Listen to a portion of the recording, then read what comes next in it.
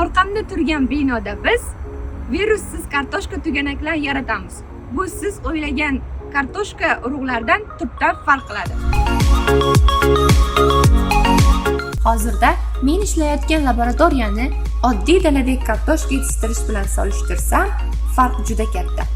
Dalada kartoshka tabiat sharoitiga bog'liq bo'lsa, laboratoriyada esa hamma jarayon nazorat ostida bo'ladi. Bu yerda kartoshka tuganaklari xuddi sog'lom avlod kabi ko'paytiriladi. Kasalliksiz, toza va sifatli holatda. Agar dalani natija beradigan joy desak, laboratoriya shu natijaning asosi hisoblanadi. Aynan shu jarayonlarda qatnashish menga juda qiziq.